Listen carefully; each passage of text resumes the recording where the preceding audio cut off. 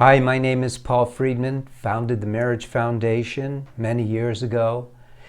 I used to be a divorce mediator, but I would say over 20 years ago, I shifted my practice when I realized that where people were going for the help from marriage counseling, brought them to me as a divorce mediator. And I thought there has to be a better way. And I came up with a much better way. Now, maybe part of that is because of my background. You know, God bless them, but people who become psychologists had problems when they were kids or young adults, and they chose that path first to help themselves and then as a profession. But I didn't have that kind of baggage. I was a divorce mediator, and I saw this isn't working. How they approach marriage doesn't work. I need to come up with something that will really help. And I did. And a lot of what I did is in contrast to what they do. For instance, I say that marriage is very spiritual. This is not religious, but marriage is all based on love and happiness. You can't quantify those. In fact, if you look up love, like if you Google it, it'll say an increased like. But think about that. It isn't what it is. Love is not, it's a different animal than increased like. When you experience love, your mind can't even wrap around it. And therapy is dealing with your mind as if that's where the solution is. But it isn't. The solution is in your heart. It's your soul. And I was able to figure out where all the dots connect. And I created a system that's based on the reasons why we get married. We get married to be happier. We get married for love. Who can argue with that? And then we fall into these mundane routines. Oh, how was your day? Then that's a good marriage. But it's not a good marriage how I see it. I developed a system so that people can actually have that which are, in my estimation, the promises of life, the gifts of life, which is happiness, ever-increasing happiness, every single day. Love, ever-expanding love, which is kind of a misnomer because love already is infinite, but we have to learn how to expand our mind. We can never wrap our arms around love. It's too big. But we can train our minds, not go along with them, not give in to our emotions, which are merely software in the mind, but to take charge over our life. I can't imagine why we would have the consciousness of love, the consciousness of happiness, and free will, and not put it together and create happiness and love. So this video happens to be, my husband is having an affair. Should I leave him or try to fix our marriage? Now, when the person wrote in with this question, and as I said, I founded the Marriage Foundation, and you could write in to our counselors who are trained by me.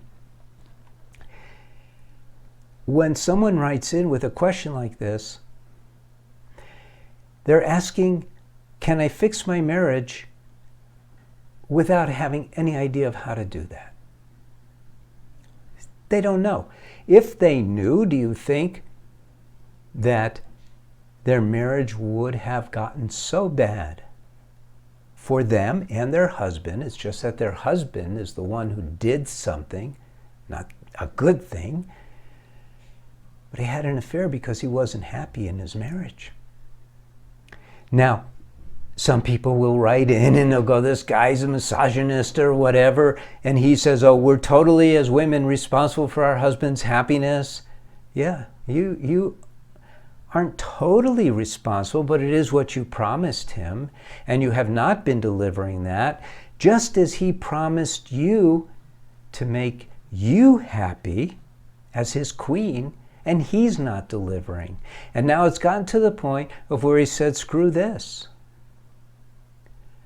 I'm going to find someone who could love me the way I want to be loved. Will he? No, he won't. He's having an affair, fine, but he's not finding love. But he didn't find love in your marriage either. And that is the problem.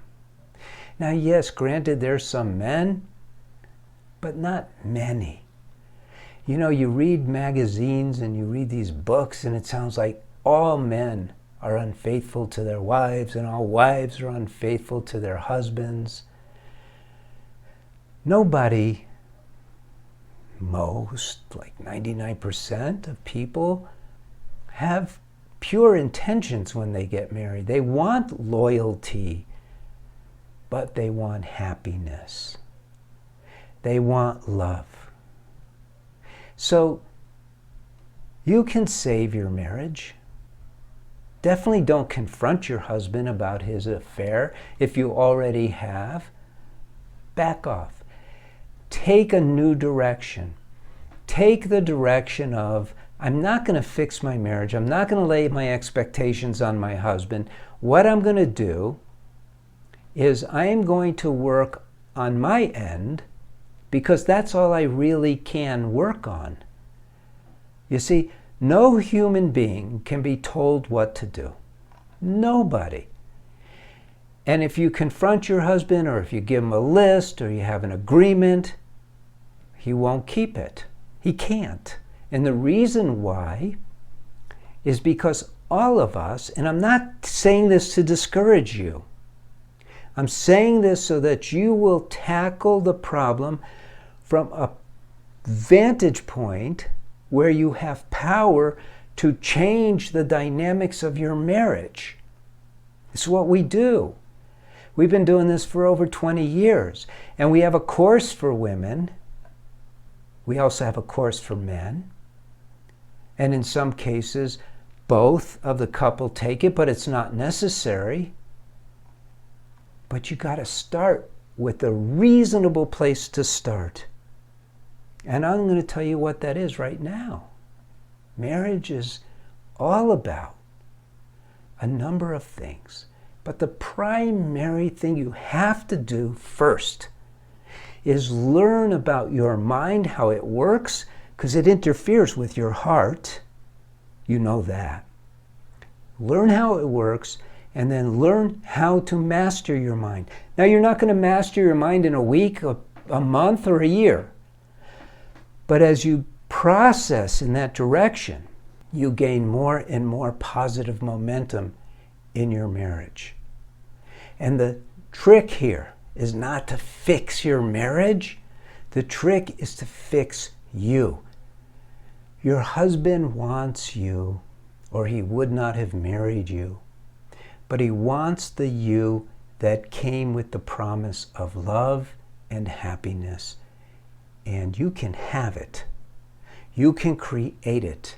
You absolutely have the power to do so. I mean, unless you're a junkie or using pot every day and you've given up your free will to the escape of substances, otherwise you can do this. And you should do this. The question really is, my husband is having, should I leave him or try to fix our marriage? You should not leave him, but you should not try to fix your marriage without help. You cannot do it. You don't know enough. And the mainstream out there doesn't know enough. We know enough, but I'm so different. I came from such a different place. It's all positive. It's all structured. It's methodical. So it works. So don't try to fix your marriage. Try?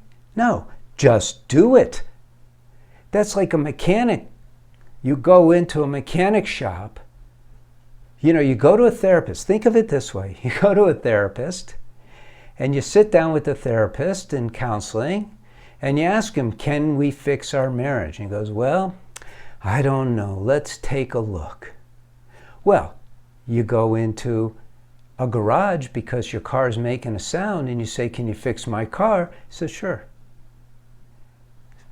It's mechanical.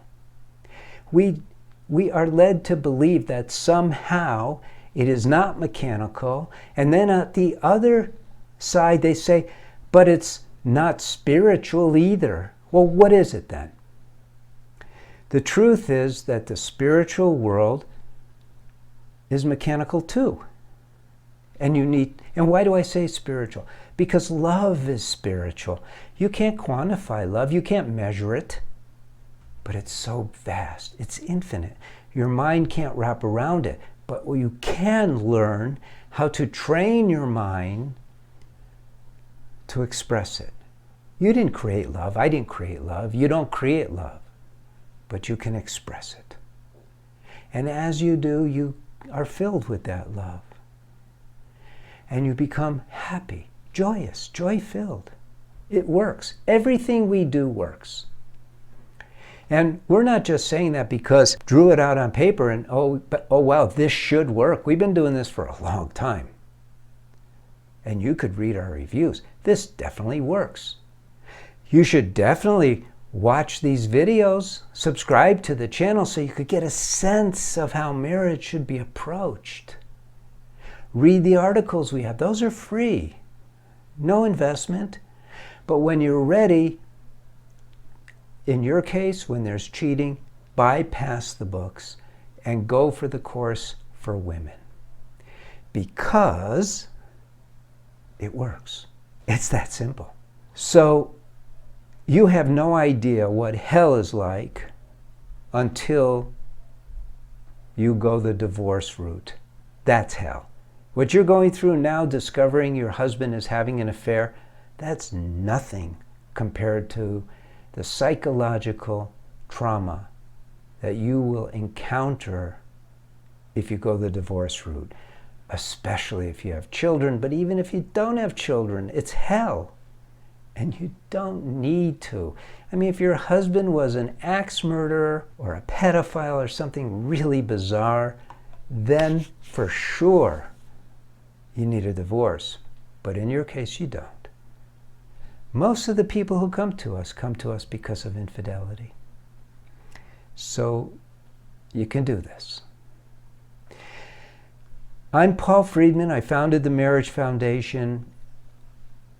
If you got something out of this, and I know you did, like the video, leave a comment, and visit us again. We're here to help you. Sure, there's those who are closed-minded and they go, oh man, he's just this religious guy, or he doesn't know what he's talking about. Fine. We're not all the same. Some people can't hear what I'm talking about. You'll know. If this resonates with you, you'll know.